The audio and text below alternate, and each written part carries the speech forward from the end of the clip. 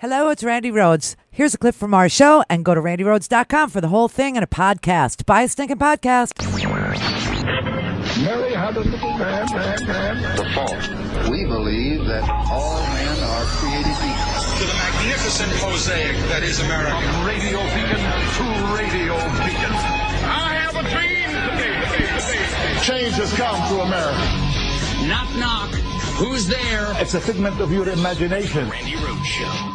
Turn up your mind. Well, you mentioned the internet. We have to look at the internet because a lot of bad things are happening to young kids and young minds, and their minds are being formed. And we have to do something about maybe what they're seeing and how they're seeing it, and also video games. I'm hearing more and more people say the level of violence on video games is really shaping young people's thoughts. And then you go the further step, and that's the movies. You see these movies, they're so violent, and yet a kid is able to see the movie if sex isn't involved, but killing is involved, and maybe they have to put a rating system for that. I think we have one. You know, you get into a whole very complicated, very big deal.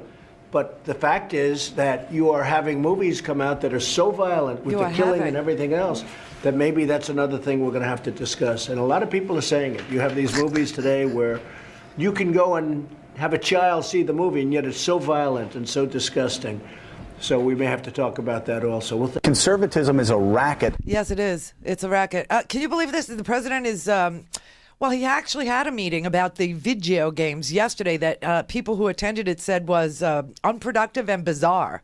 And then he had like Brent Bozell as his representative on the issue of whether or not video games are too violent and they're causing school shootings.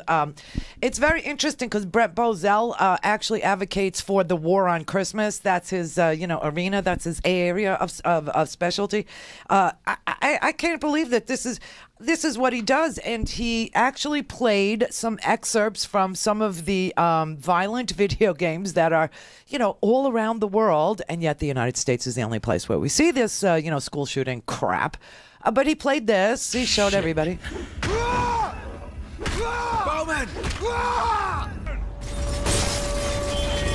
Oh. Hi.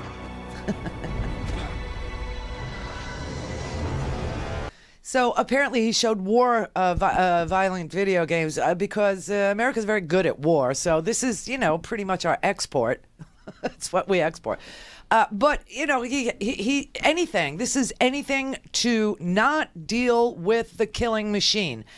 Video games don't kill anybody if you play with them. But if you play with AKs, if you play with ARs, the only purpose for them is to kill people. So, anything to avoid talking about banning assault weapons. So Florida, by the way, just took action. Oh, big, bold, decisive action on guns. That's why we're starting here today. It took them 3 weeks to come up with this as the solution for school shootings. You'll have to be 21 now. You'll have to be 21 to buy an AR-15. You're going to have to wait 3 whole days. And they're going to spend $167 million training the school janitor, basically. Training people to be school marshals. It's a long amount of training that they're going to have to go through, that the sheriff's department is going to, lead them and train them and put them through, gun training and blah. All not to remove guns, not to do anything on guns. No background checks are in this bill. No. It's just stalled. Nobody wants to do the background check. And, it also bans bump stocks, which were not used at Marjorie Stoneman Douglas. Isn't that, wow, I feel so much safer now. I feel like I should have more children, or some children, or a child. I feel like I should, except I'm having an abortion right now. I mean, I should cancel that and just go ahead and give birth to the miracle child. And because I look forward to sending it to school now that it's so freaking safe because of the Florida legislature taking this decisive action. You got to be 21 now to buy an AR-15. That's it. That's all we got out of it. And I want you to know our governor, who is, probably going to run for the Senate against the Democratic holder of that Senate seat currently, the astronaut, Bill Nelson, the one that I don't like, but I will vote for. I'll hold my nose and I'll do anybody but Skeletor. He actually had to wrestle with this decision because he thought it went too far. He thought that arming teachers was bad. So his banning of the bump stocks, which weren't used in this particular crime, it was a freaking murder spree. The banning of the bump stocks not used in the murder spree. The gun show loophole, so if the kid can't go into the store and he can do it on the internets now, or he can go to a gun show and enter into a private sale. You know what I mean? It's crazy. It's just so unbelievable. And the president has decided that the real problem is the video games. He says, I'm going to talk to parents. I'm going to do something about and violent movies too, violent movies. Oh, the only thing we did include in this that might have some marginal chance of doing some good, especially with the drug problem we have in Florida. Oh, my God. Well, you have it, too. Most of you do. But ours is legendary. You know why? They get you addicted here first on purpose so that they can rehab you on the back end and make money on both ends. It's kind of a Stormy Daniels proposition. Both ends are for sale. So, and I'll tell you this. Okay, this is really crazy. But Howard was at the dog park, okay, and he had Alan, our little Labradoodle. He had Alan at the dog park because he blames me. Alan is fat, and it's my fault because I guilt feed him people food, which I never did with another dog of mine. I've never fed people food to any dog I've ever had, and I've always had a dog. Usually it's Howard, but so anyway, I was feeding Alan because Alan just kept, not eating his food for a really long time. I guess he turned 6 and he just decided, you got to be kidding me. You feed me the same crap every single day. And I've been good. I've been eating your crappy, kibble for God knows how long. All right. And now I want change. I need strange. So I kept changing his food. And when you do that, the dog just bad poopies and all this. So finally I just said, chicken, he'll eat chicken. And he did. He got fat, I got to admit. So Howard is so pissed that I took our perfect, designer dog. At least I didn't clone him. Did you see that article today in the newspaper about don't clone your dog, Barbara? Listen, but whatever Barbara Streisand wants to do is fine with me, except for the dog cloning, because apparently they have to make a lot of your dogs just to get one that looks like the old one. So, and they are doing it like in the Koreas, right? In the south part of the Korea. And I don't know what they do with the other ones. Did you see the headstone that her dog has? No. Oh my God! It's wow. like it's like one notch below a mausoleum, basically. I mean, it's like massive. But she must be so good at everything, including because James Brolin. I mean, very, very cute, right? And he puts up with all this, and we know she decorates all the rooms different. And she's let's call her exotic. That's a nice way of saying it. Let's just say that. Anyway, so Howard is on my case. So he's decided he's going to exercise the dog. So he takes the dog to the dog park. And, of course, at the dog park, you don't have to have your dog on a leash because it's about playing.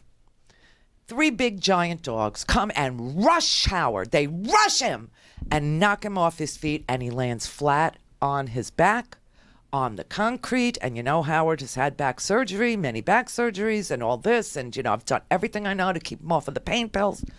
And he comes home from the dog park and he is in screaming agony. I mean, he's crying. He really was. He was crying. So I called the urgent care.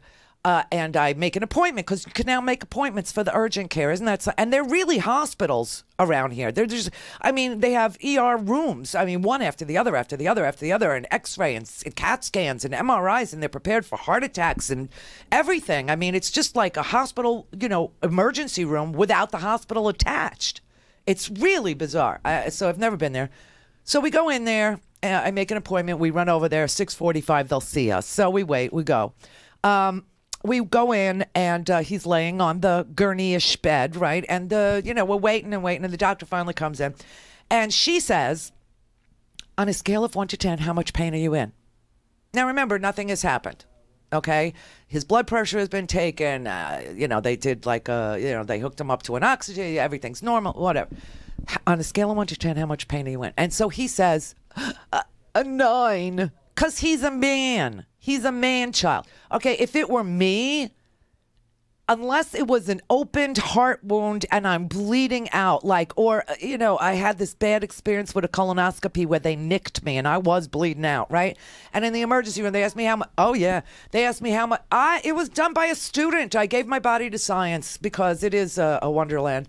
So he says 9. He's crying. So she says, okay, so we have Loratab, we have Percocet, we have Dilaudid. I've got, patches. I can give you some fentanyl. Now, you could have a patch, you could have a pill, or you could have a shot. Which would you prefer? And I look at her and I say, that is a buffet of addiction. You don't even know what's wrong with him. You don't know if it's a fracture, if it's a bruise. You don't know if he's all bruisey. You don't know if the fall itself scared him. You have no idea what it... Could you give him an ibuprofen and maybe slap on a lidocaine patch and let's wait for the x-ray? The tech to come and take him and do the x-ray, and then how long will it take to read it? And she said, about 40 minutes. I said, well, then, for 40 minutes, give him an ibuprofen and give him a lidocaine patch, and let's, topically, not systemically treat. And she said, well, he said he was in a 9. I got everything. She bypasses me and asks him, what does he want? What does he want? Now, he wants it all.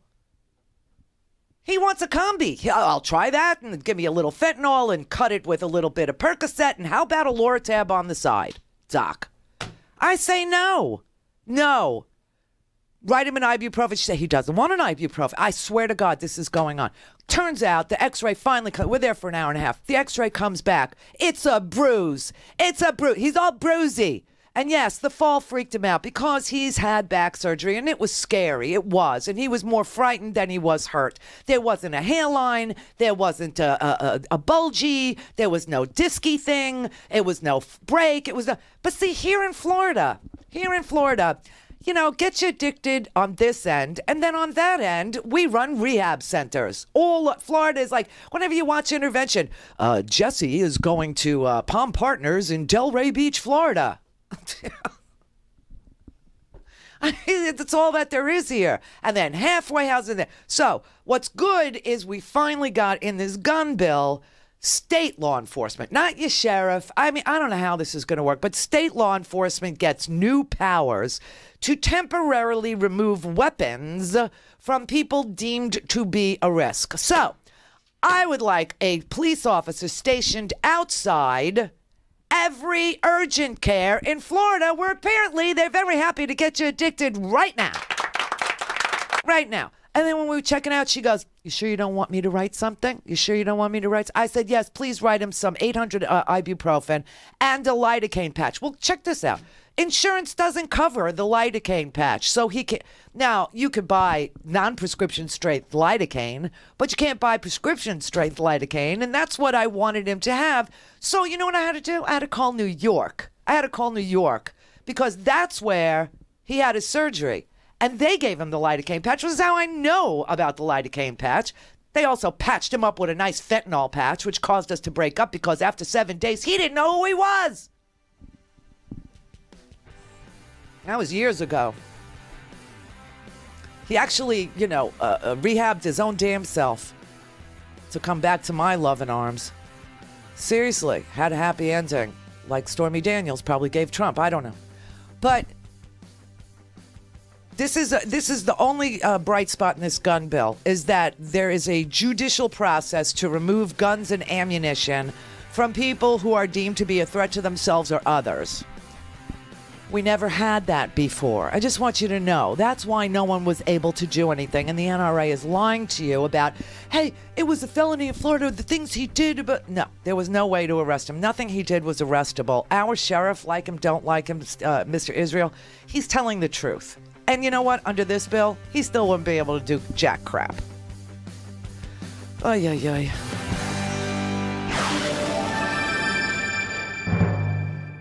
Clear for takeoff. Randi Rhodes Air Force. Air Force. RandiRhodes.com. Mitchell Gold and Bob Williams introduces its Spring 2018 home collection of classic, modern, and new traditional silhouettes in a vivid spectrum of colors, textures, patterns, and prints. The new spring collection features a modern slant with clean-lined and comfortable styles that pay tribute to iconic American designs from the mid-century to the late 1970s. Experience the new collection in comfort at a signature store near you, or peruse the entire collection in e-catalog online. Find a store and shop online at mgbwhome.com. Join the Mitchell Gold and Bob Williams Comfort Club, a customer loyalty program that offers you 20% savings every day with exclusive access to special member-only offers and services like complimentary in-home design. It's free. It's easy to join. Sign up now. Start saving today at a Mitchell Gold and Bob Williams signature store near you or online at mgbwhome.com. Hey everybody, it's Brett from the Randi Rhodes Show. Independent media is the future, and Randi's leading the way. And it's ironic, the more freedom she gained, the more expensive it got. It's crucial now, more than ever, to keep this show pure and free of corporate influence so Randi can tell the hard truths. The first step to change is an unbiased media, and for that, we need your help. So please, go to randirhodes.com/support and subscribe, you bastards. Hello, Progressive Voices tune-in listeners. I'm Casey Hobbs. And I'm Shane Mason, and we're the hosts of Nurse Talk Radio. Here's what we're talking about this week. So tell us about Trump's new health insurance plans. This is his latest way to gut the ACA, and that is to make sure that people can go out and buy these insurance plans that are just bare bones, basically catastrophic coverage that don't require any of the protections of the ACA, like preventative care, like screening for cancer and some other, not all cancers, but screening for some cancers and screening for other common health problems that might reduce overall costs later on. But this is just a scam that is just a terrible thing that moves us exponentially backwards from where the ACA was, instead of moving us forward to a Medicare for all. But he wants to weaken the ACA. Isn't that the whole idea of this?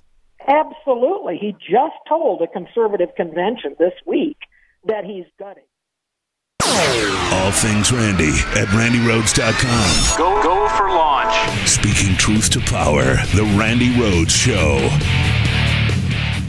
I'm a racist because I support our president of this United States of America? Yes, basically, yes. You are so ignorant. That is the worst fucking excuse. commie scum. Give me a good reason. You're commie scum. We're going to burn down your bookstore. You know Give me a fucking good reason. Okay, we have you on recorded that you say you're going to burn down our bookstore. Oh my God! You're the ones that are burning books. You're the ones that are trying to get rid of history. Fucking Marxist, judgmental pieces of shit. You can't tell us how to live. This is America. You're the ones that are burning books. Please leave now. This is America. Fuck you. This is a public thing. Why don't you go in there and start fucking... Please leave now. You're not allowed in our store. I already said no. I'm not going in your fucking store, so get the fuck out of my face. Think he watches video games? You think that's what causes this in Trump's? I don't know. It's just the. And this motherfucker wants to fucking do it. Yeah, you motherfuckers, I was here March 4th, April 15th, April 27th. We ran your stupid asses out of the fucking Berkeley. Trump is going to get rid of all you fucking pieces of shit. You know that? Fuck all you anti-American you know what? pieces Your of shit. genocide is coming. Your genocide is coming. Their hats say, make America great again. Hell yeah. And you can tell that what this really means is make America white again. You're the anti-white one that's divided. Hey, Revolution Books, the only people that fucking come here to buy this are Antifa pieces of shit. These are anti-capital. If you won't let us read your books, how are we supposed to know what you believe in? Hey, yeah, that's not good. How do we know what you believe in if you won't let us read your people books? are calling America fascist, anti-American, and they're... White supremacists and fascists are not welcome at Revolution Books. Oh, I think it's the video games, don't you? I think it... Or could it be that we've elected Caligula as president of the United States? I'm not sure. Video games, or we elected, a chaos president. I don't know, or a racist, or, what do you think it is? Do you think the cause of all the nastiness in society is because of video games, or is it because you have a president who brags about, I could do whatever I want, I could grab women by the... I don't know. The jury is out, except for the science. That guy dropped more F-bombs than the entire movie Casino. This man was like, he's just like Donald Trump. He was like a big baby with a gun. You know what I mean? He was just like a big, giant baby. No! F you, go F yourself, you effing, anti-American, Antifa! Antifa! Yeah. I'm sure he watches Alex Jones. So, is it video games or Alex Jones? Which is it? Because I got a report here in the homework section that you should read through over the weekend that says that fake news is something people love more than real news. They love the conspiracy theories. They love the crazy. They love false. They love fact-free. They love, anything that gives them ammunition for their baby gun. It's so unbelievable. So if anybody was, acting the way Trump is, it's this guy, right? It's this guy,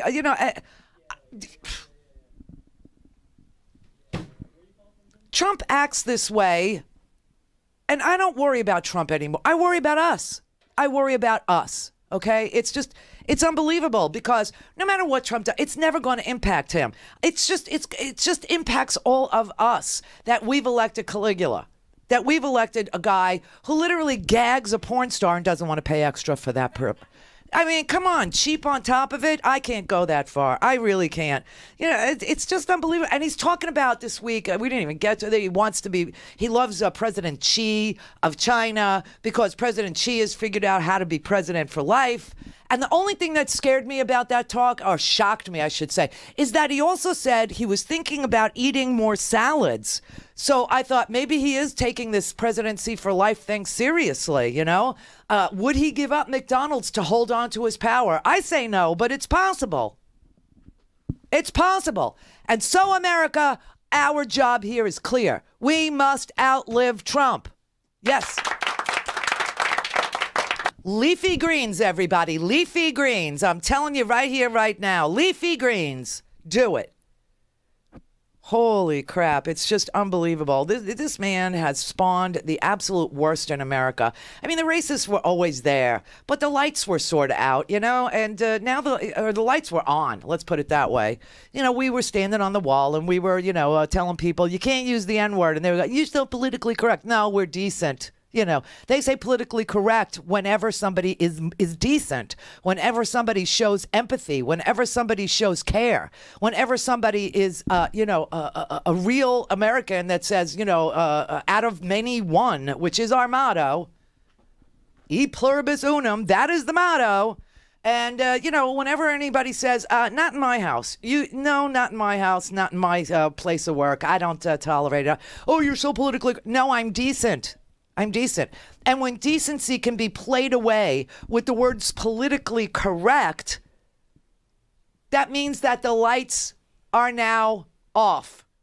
And the cockroaches come out of the woodwork and they're free to play in your face. And that's because we have a man-child as president, because we got President Crazy Pants, or, as we like to call him, President Dennison. Trying to gag a porn star. I guess in some, niches it's permissible. But yes, you're going to have to pay more for that. And what did she charge him? $130. So I'm hoping it was 10 times, 10,000 a piece. But it could be worse. Could have been 20 times. Could have been 20 times and less, 5,000 a piece, Could have been 40 times and 5. It could be like, many times. Oh, it's just disgusting. And it's not even close to being the biggest scandal in this White House. This is how, and they're going to talk, video games have coarsened the culture. Political correctness has coarsened the culture. No, decency never coarsens the culture. And we do have a rating system, Mr. 1950s Crazy Pants. It says on there, mature subject matter, violence. It's got a big V. Did he think the V was for vagina? I think he does. The V is for violence and language. What is wrong with him? Anything not to talk about the real issues. And so this is why, if the point of gagging Stormy was to keep this out of the news, then why doesn't he just do something stupider? Oh, that's right. He did. He started a bogus trade war, but he's exempting everybody. We couldn't talk about it yesterday because nobody knew what was in it. Still to this minute, nobody really knows. It was a stupid proclamation, and we have no idea All we know is the lobbyists, and I can tell you this firsthand, the lobbyists on Capitol Hill, the lobbyists in D.C., the lobbyists on K Street, the big law firms, the big lobby shops, they are swarming. You talk about the lights being out. They're swarming Capitol Hill. Why?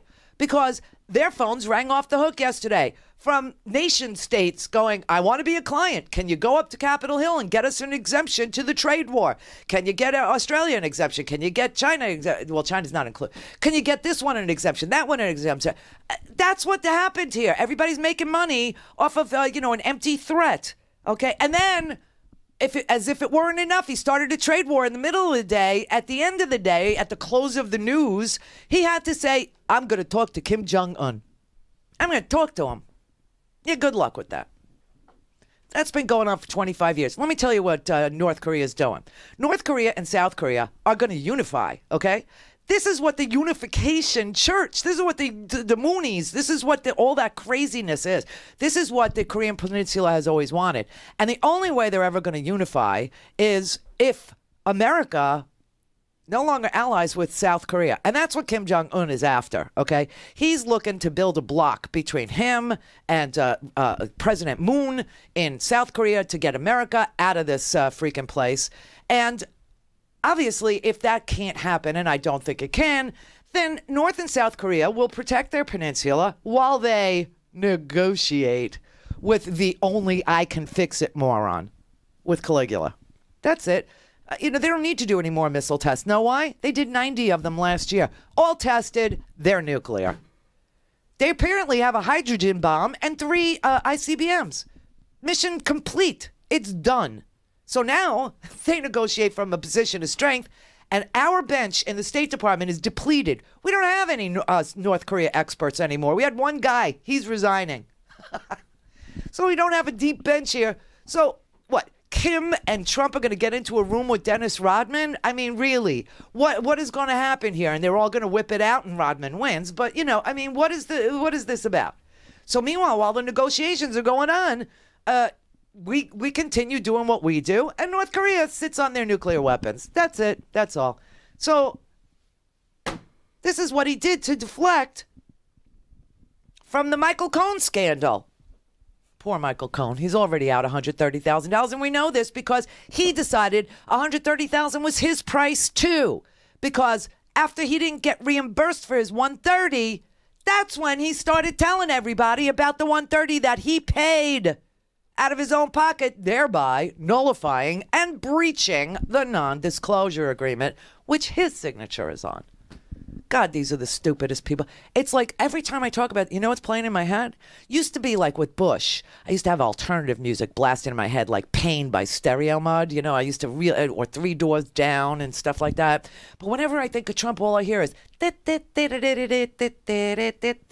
that's why it's so bizarre. I mean, he's going to go down as the P.T. Barnum that topped P.T. Barnum, where a sucker is born every minute. And that's what these people at this bookstore, I mean, they are emulating their hero, But stupid.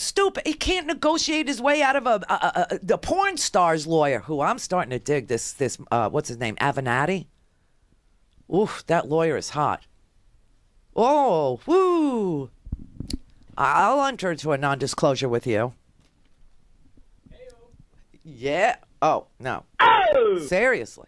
That there's something about him. There's something about him. I think it's his brain, his big, giant, bald brain, and those sparkling blue eyes. It's like he knows something. And you know what he knows? He knows how to outsmart Trump. Because here he's got a voided contract. Why? Because Michael Cohen goes out and tells everybody that he paid Stormy Daniels. A non-disclosure agreement, you can't even disclose that there's an agreement. And the only signature on the damn thing is Michael Cohen's. So Michael Cohen is the one that goes out and tells everybody, I paid $130,000 to shut her up. Dumbass, you just exploded the deal. You just nullified it. You just voided it. You just disclosed that there is a non-disclosure.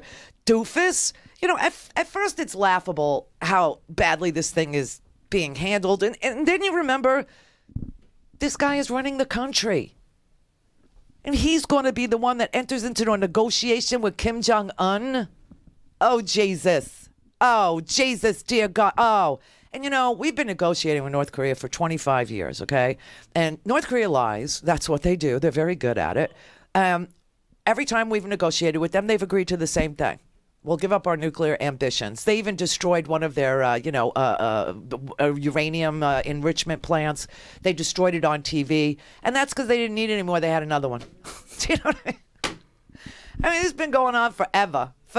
And in the meantime, North Korea keeps on saying, okay, we'll give up and you do this. You send us food. You send us fuel, right? And we'll give up our nuclear ambitions. And every time we say, okay, we'll send you food, we'll send you fuel, they say, thank you very much. And then they start developing nuclear weapons. Until now, under Trump's watch, they've been testing them. 90 tests. They've been testing and developed a hydrogen, the whole big thing. And now all of a sudden they're like, Donald Trump stuck his head in the briefing room last night. So it's going to be a big announcement. I hope I get credit for it. Yeah, you get all the credit in the world. I'm going to give you the credit for whatever comes of this on you. On you. If it goes well and North Korea suddenly decides after, 100 years of wanting to be, well, it's not 100 years, 40 years, 50 years of the Un family, right? They finally say, yeah, we don't need security. We don't need a nuclear weapon. Then I give Donald Trump all the praise in the world. But you know what's going to happen? They're going to play him like Stormy is playing him. I can't believe the president can't maneuver his way. It's so unbelievable. It's so unbelievable. He had a sexual affair that he wanted to keep quiet, and all he keeps doing is putting a gag on her. You don't put gags on porn stars and don't think that people are going to look. Everyone's going to look. This is crazy. I hope you have a safe word. That's all I can say. I hope America has a safe word. I really do.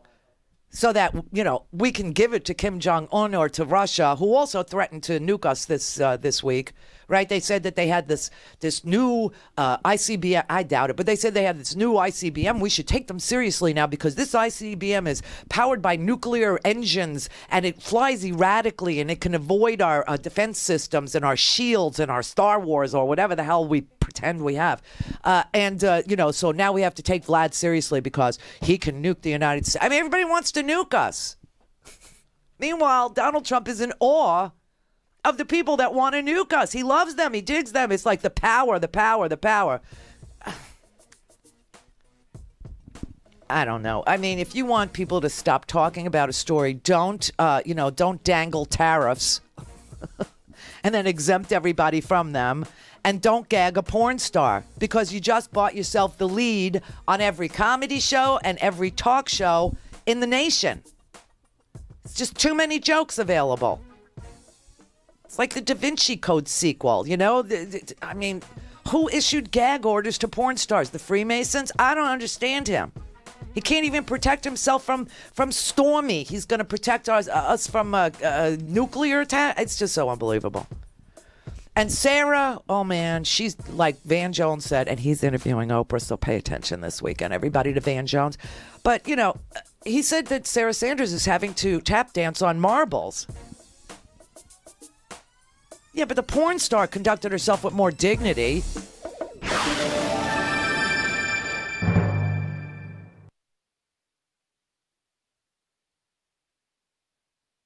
To speak to Randi, call now, you bastards. 561-270-3844. Hello. The Randi Rhodes Air Force. Herky Jerky has a screaming case of March Madness, so let the games begin. Try Herky Jerky's delicious game jerky and meat sticks. All Herky Jerky staples for more than 25 years. They're talking about their famous buffalo, elk, and venison, which contains less fat and carbs than beef. And because theirs are farm-raised and grass-fed, they don't have that woodsy taste like some of the other kinds. If you've never had buffalo, elk, or venison meat, it's time to give it a try. They're healthy, they are tasty, and this month, all of the game jerky packs are $5 off. The venison sticks come in hot and mild, and they were once voted best best in the country at a major food show on the West Coast, and from that point on, it's been their best-selling item. Whether you're already a fan of game meat or have never tried it, now's the time to take advantage of the savings. $5 off all month long and free shipping with 2 packs or more of anything in the store, including the beef, the bacon, and the turkey, too. No promo code needed. Just try some today. Go to herkyjerky.com. Whether you're listening to me, Mark Levine, each Monday and Wednesday, or me, Leslie Marshall, each Tuesday, Thursday, and Friday, you can hear us 3 to 4 p.m. Eastern Time on the Progressive Voices Network. Here's a sample of what you'll hear. This is John Aravosis, sitting in for Leslie. I'm here with our producer, Mark Grimaldi. Since the Parkland shooting, there's been my God, we've been talking guns every episode, which I think is a good thing, obviously, because people are still talking about this issue, which is great. But what's been interesting, Mark, I thought, was particularly how the Republicans in the NRA are really starting to freak out. You know, these meddling kids are making too much of an impact. You know, their entire world changed, and they don't have talking points. There's no way you ever get that out of your head, and all you can do is fight for those who are no longer here, and that's what they've been consistent on. They're fighting for those who no longer have voices, and they're trying to honor their memories to make sure it doesn't happen again, and they're doing the same for the students of Newtown, who many of us thought after that incident was when things would change. Those kids who were murdered would be teenagers now. So this is Sandy Hook, where literally they killed 5- and 6-year-olds.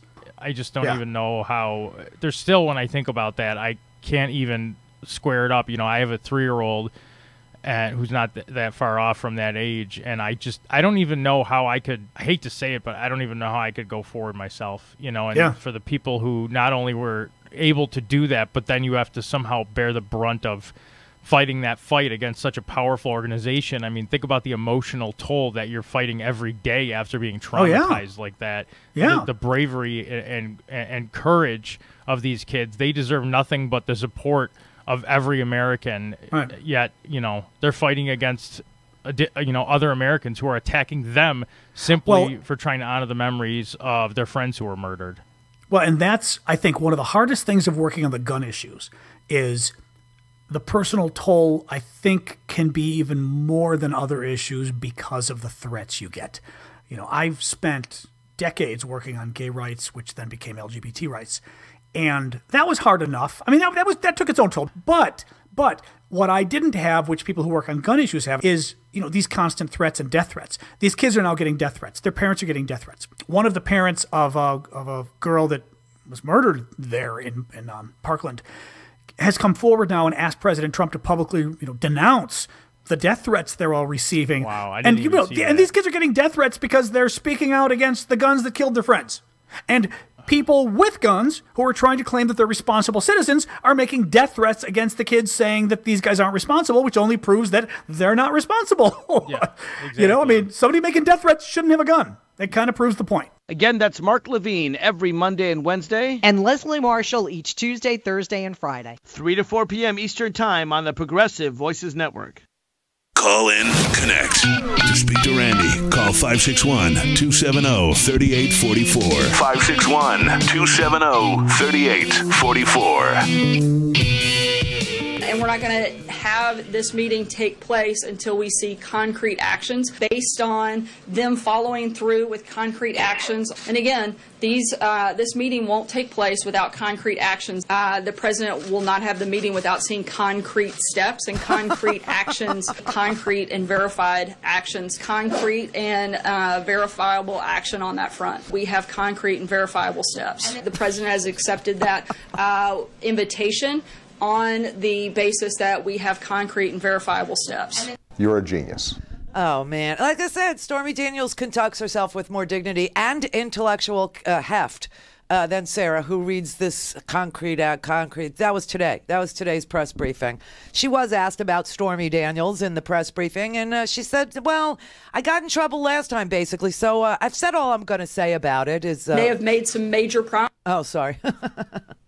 When did President Trump, after that photo, see Stormy Daniels? Did you text, email? Do you have any other information? I don't. We've addressed this extensively, and I don't have anything else to add. To follow up on April's question, knows about the arbitration involving Stormy Daniels. So does he remember speaking with his lawyer about that? Does he remember meeting Daniels back? I've addressed this extensively. I don't have anything else to add. Oh, man, you brought up the arbitration. You did from the presidential podium speaking for the president, which means the president also nullified the non-disclosure agreement through Sarah. That's why I'm saying Stormy Daniels is outsmarting the president. How do you think the president's going to do against, the inscrutable Koreans? Seriously.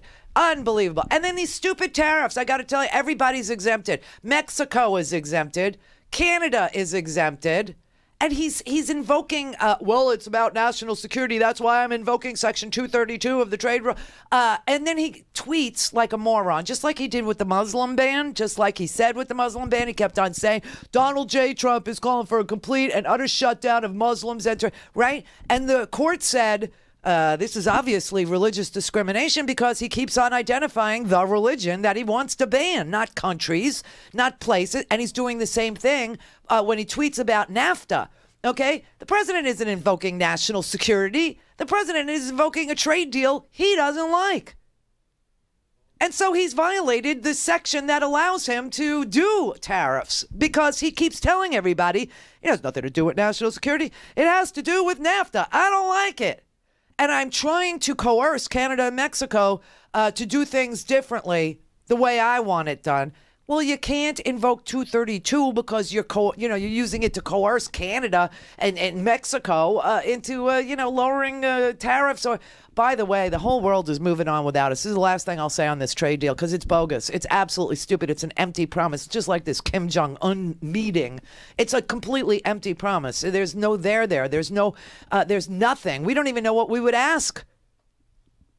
What we're going to say to Kim Jong-un, give up all your give up your hydrogen bomb you've been working on, that you've been starving your people for. And he'll go, oh, okay, just, all we want is some food and fuel. Please give me a break. This is ridiculous. He doesn't know what he's doing. He can't, like I said, the best thing about this story about poor Stormy Daniels, and I do feel bad for her because, she's a sex worker, okay? She's a confident woman. This is what she does for a living.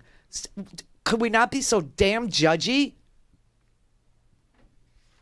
Please, you watch the damn performance. You watch it, you buy it. It's $1 billion industry. Can we all stop pretending that none of us watch it? Nobody in this. We don't watch. Because it's like violent video games. Makes you want to shoot things. Yeah, I understand, but that costs more. So I don't understand. The best part about the story is that you now know what a lousy negotiator only I can fix it is. Now you know.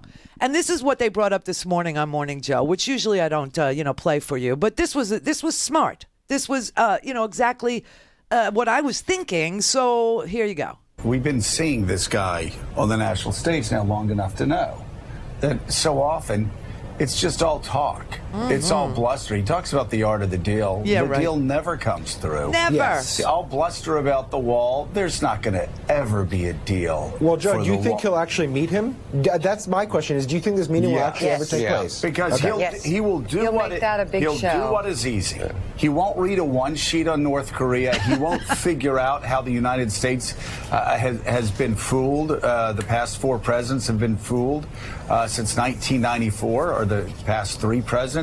He does the easy things, and if he can get him at Mar-a-Lago, even better. Mm-hmm. But he talks about the wall, but there's no deal for the wall, right? He was going to be the greatest deal maker. He talked about immigration reform. Remember, you go out, you give me a deal on expansive comprehensive.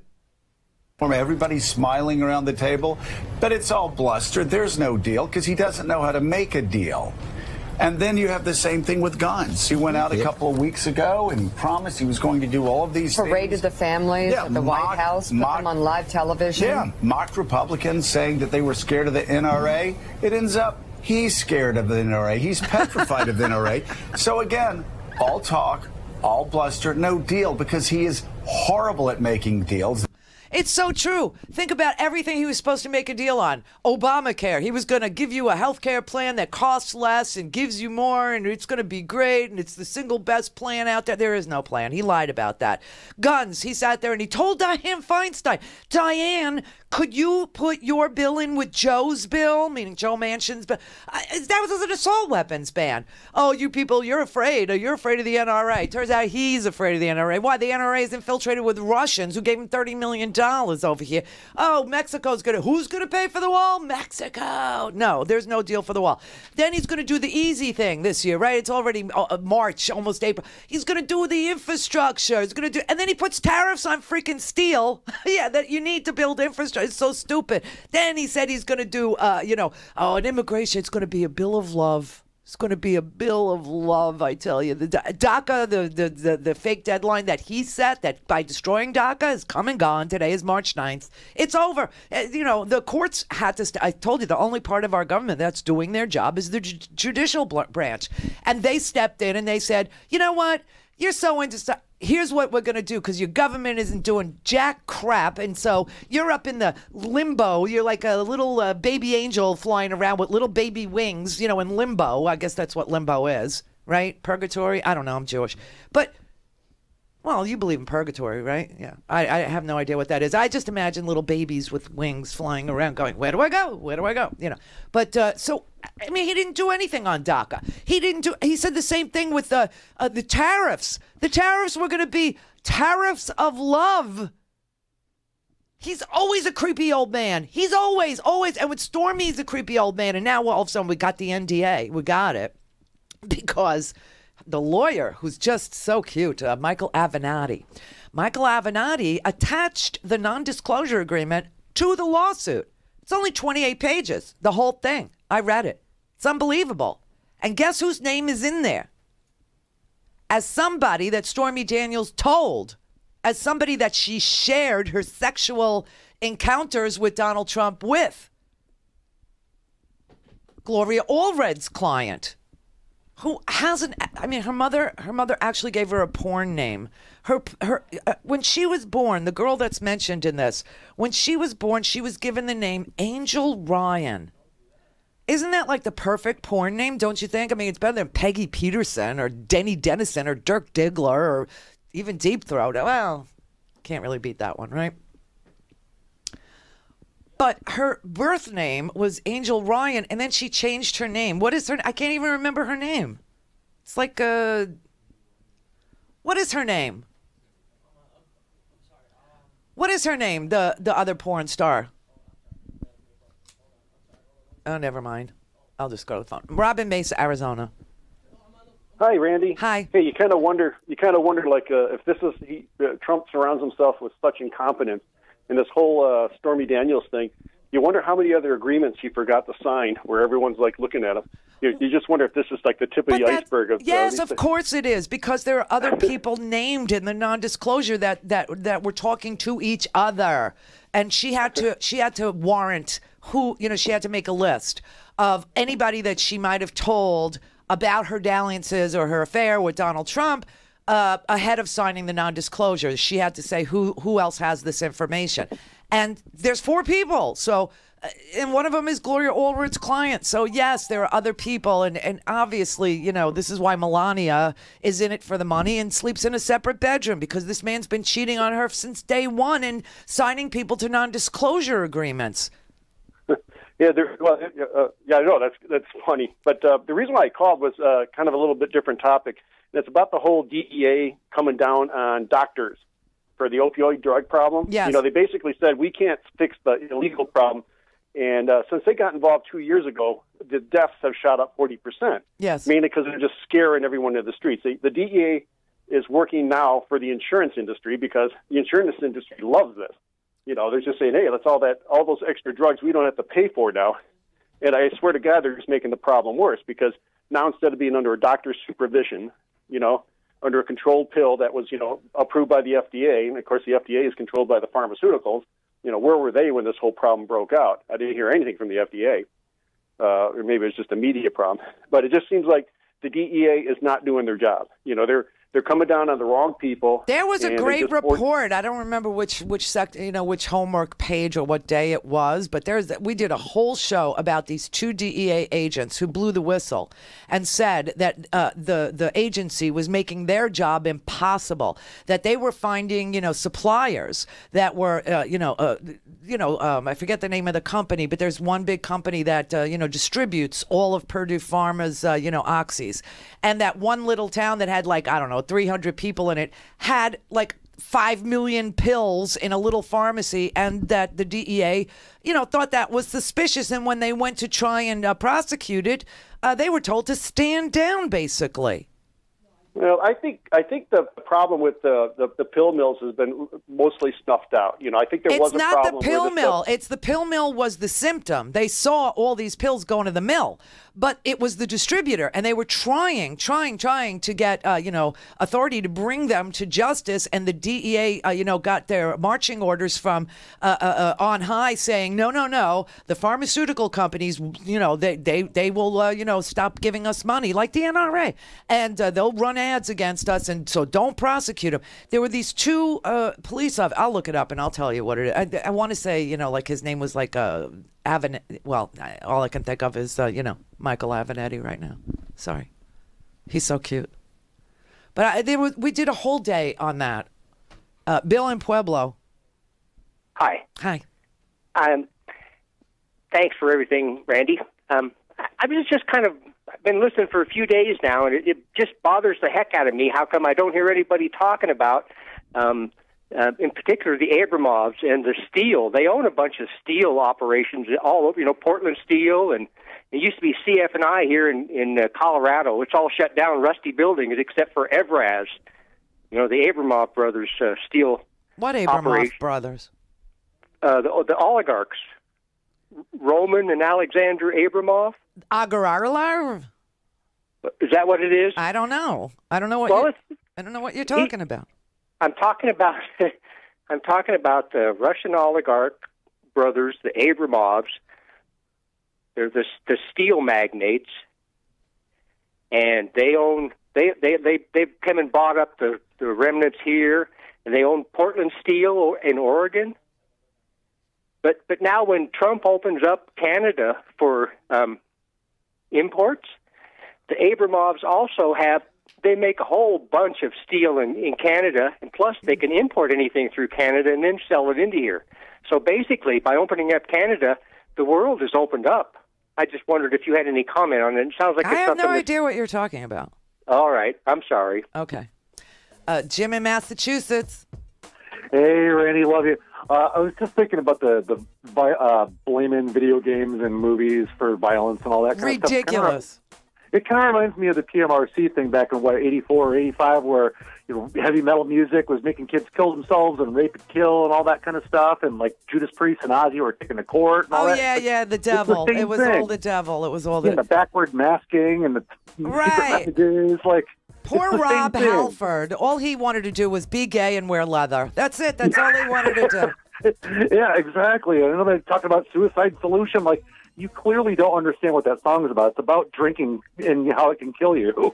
It was so ridiculous. They always do that. These are the people that coarsen the culture. These are the people that permit, a racist, hateful talk. These are the people that, say everybody's declared war on them, on their Christmas holiday. War.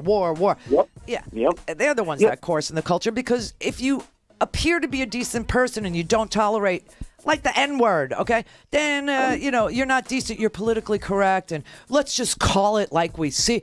I mean, listen, there have been so many scientific studies that show that there is no correlation between video games and school shooters, video games and shooters at all, video games and actual... In fact, you know what the science shows? It shows it keeps your 12 to 17-year-old boys busy. And when a new release comes out, actually crime goes down. They promote teamwork. They promote critical thinking skills. No, it actually, the first-person shooter doesn't promote team skills. What it promotes is keeping you busy. And when they release a new video game, crime actually goes down because the boys are busy. The boys are busy.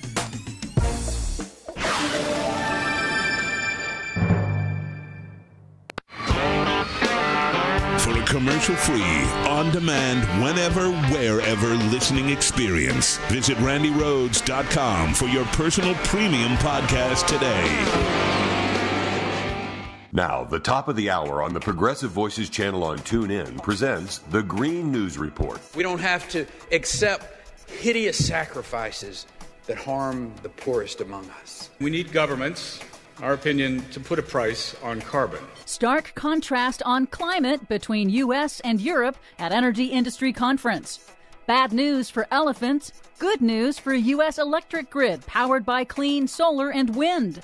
Plus, as the Arctic experiences one of its warmest winters ever, Europe has experienced one of its coldest. The Arctic just had its warmest winter on record, and polar scientists are kind of freaking out. All of that freaking out and more straight ahead. From BradBlog.com, I'm Brad Friedman. And I'm Desi Doyen. Stand by for 6 minutes of independent green news, politics, analysis, and snarky comment. They do lie to us repeatedly about global warming, and then it's global cooling, and then it's global. Yeah. The ice age is coming, Time Magazine had. Then the Earth is going to blow up and burn up, and now they just call it global whatever.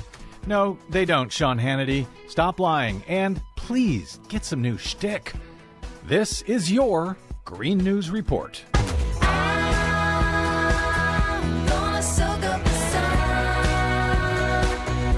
Okay, Desi Doyen, as Sean Hannity continues to use the same lies year after year after year, you have actual new news from the Arctic, and it's not very good. No, it's not. And it is now official. The Arctic just had its warmest winter on record. That's according to the scientists at the U.S. National Snow and Ice Data Center, who say that it is likely caused by global warming. Sea ice hit the lowest winter extent ever recorded. Temperatures in the Arctic are closer to those typically seen in the month of May, and it's kind of freaking out polar scientists. U.S. scientist Mark Serez called the conditions, quote, unprecedented and crazy, crazy stuff. You're saying the temperatures in the Arctic in March are like the temperature is usually in May? Yeah. Wow.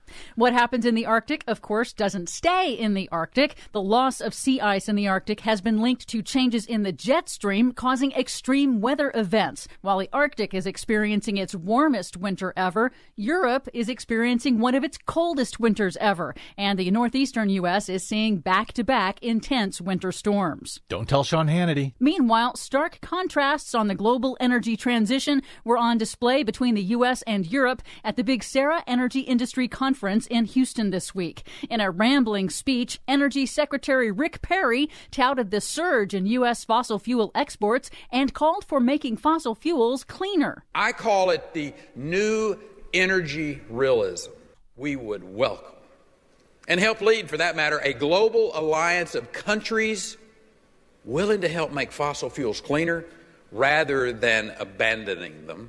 Man, when did Rick Perry become such a drama queen? Oh, he was always that way. Not surprisingly, Perry did not mention climate change, but Europe-based oil companies are going in the opposite direction. Right after Perry spoke, the CEO of Royal Dutch Shell said the world, quote, has to change because climate change will be so disruptive. The CEO of British Petroleum, Bob Dudley, called for efficiently managing what he was calling the global energy transition to meet emissions cuts under the United Nations Paris Climate Agreement. Dudley also called for governments to put a price on carbon emissions that cause dangerous global warming. We need all sectors of the economy to bring emissions down, and consumers as well. And we need governments, in our opinion, to put a price on carbon. That would enable us to do a whole lot more. So the CEO of oil company BP is calling for a carbon tax? Yep, that's right. Again, don't tell Sean Hannity or Rick Perry. Meanwhile, some bad news for elephants. The Trump administration's Fish and Wildlife Service has quietly announced that it will now allow the importation of endangered elephant body parts from African nations on a case-by-case basis, a reversal of President Trump's statements earlier this year that he would keep the Obama-era ban on such trophy imports. Well, you know how those forgotten men and women in the Midwest love their elephant trophy hunting. But some good news. The Ninth Circuit Court of Appeals has unanimously rejected the Trump administration's attempt to block a lawsuit led by 21 young people who are suing the federal government for failure to act on climate change. The ruling means that the children's case, brought by the nonprofit environmental law group Our Children's Trust, can now go forward in federal court. Finally, a new study of decades of U.S. weather data has calculated that solar and wind energy alone could reliably supply 80% of all U.S. electricity demand. By investing in system-wide upgrades to the electric grid and deployment of battery storage, which, by the way, would also create jobs, the U.S. could have emissions-free clean electricity by mid-century. Clean energy and jobs. Yep. Wrong kind of energy. Wrong kind of jobs, I guess. For the Trump administration. For much more on all of these stories and the ones we couldn't get to, please check out our website at greennews.bradblog.com. Don't forget you can download our reports anytime via Stitcher, TuneIn, or iTunes. Find us, follow us, and share us worldwide on the Facebooks and the Twitters at Green News Report. I'm Brad Friedman. And I'm Desi Doyen. And this has been your Green News Report. The answer, my friend, is blowing in the wind. The answer is blowing in the wind. Please help Progressive Voices support the Green News Report by stopping by bradblog.com/donate. Mary had a little man. The fault. We believe that all men are created equal. To the magnificent mosaic that is America. From radio beacon to radio beacon. I have a dream today. Change has come to America. Believe it. Knock, knock. Who's there? It's a figment of your imagination. Randi Rhodes Show. Turn up your mind. Why would you allow an attack like this on the United States? Why have you decided the Russian authorities, myself included, gave anybody permission to do this? Nothing has changed since you and I talked last time in St. Petersburg. Some names have popped up. So what? They could just as easily have been the names of some Americans who are sitting here and interfering in your own political process. But it wasn't Americans, it was Russians. And it was hundreds of people, a monthly budget of $1.25 million, all designed to attack the United States in a cyber warfare campaign. You're up for re-election right now. Should the Russian people be concerned that you had no idea this was going on in your own country, in your own hometown? Listen, the world is very large and very diverse, and there is a fairly complicated relationship between the United States and the Russian Federation. And some of our people have their own opinion about this relationship. You mentioned a number of names, some individuals, and you're telling me that they're Russians. So what? Maybe being Russian, they're actually working for some kind of American company. Perhaps one of them used to work for one of the candidates. I have no idea. These are not my problems. Wow. Megyn Kelly keeps going to Russia to talk to Vlad. She keeps doing sit-downs with Vlad. This is her second sit-down with Vlad. And now she goes back there and she says, you know, the investigation is moving and every name that comes up seems to be a Russian and they're connected. And, of course, the two of them have the same story. Vlad is saying maybe it was one of the it's Hillary, right? It's always Hillary. Maybe it was Hillary. Maybe it was Hillary. No, they happen to be Russians. And, you know, so what, he says. So what? It's not my problem. The Internet Research Agency was paid by the Kremlin. This is what she brought up there. $1.2 million per month, every month during the Trump campaign in order to infiltrate various, Facebook and Twitter and organize rallies. And, you know, and the Trump supporters who were swept up in this, for the most part, they still don't believe that they were taking marching orders from freaking Vladimir Putin. I mean, it's just so amazing how all of this, and so she keeps going back to Russia. Well, let me tell you something. If you want to read like a really fabulous, exciting story about how Trump and Russia got so buddy-buddy and so close, Michael Isikoff and David Korn got together and wrote this 23-page masterpiece in Mother Jones. Now, I've chosen just an excerpt to wet your whistle, to get you to read this maybe over the weekend. You know, just print it out, take it to the toilet, you know, when you're having your issue Saturday morning after the Friday night, whatever. This is just amazing, and you're going to just sit there and go, "Oh my God!" And the media, for the most part, hasn't reported this little section of these 23 pages. It's called "What Happened in Moscow: The Inside Story of How Trump's Obsession with Putin Began." Okay, by Michael Isikoff and David Korn. And it was so weird because Michael Isikoff and David Korn's name came up when they were arguing about the dossier and whether or not they were relying on the Steele dossier to get the FISA warrant against Carter Page. And the answer was no. No. The FBI had its own intercepted, the security, our intelligence communities had intercepted phone calls. They had phone calls of Carter Page. They had phone calls of Michael Flynn. They had phone calls of Manafort. They had phone calls of oh, by the way, Manafort now is sporting. I mean, this could be the new Make America Great Again hat in the way of an accessory, a must-have for Trump supporters. Manafort has now got to wear 2 ankle bracelets. And I'm not talking about the little gold chains that women sported in the 70s or even in the 50s. I'm not talking about the little anklet, which for some reason grosses Howard out. I don't know why, but whenever he sees the one with anklet, he goes, why does she wear that? It's a mommy thing because his mother wore one.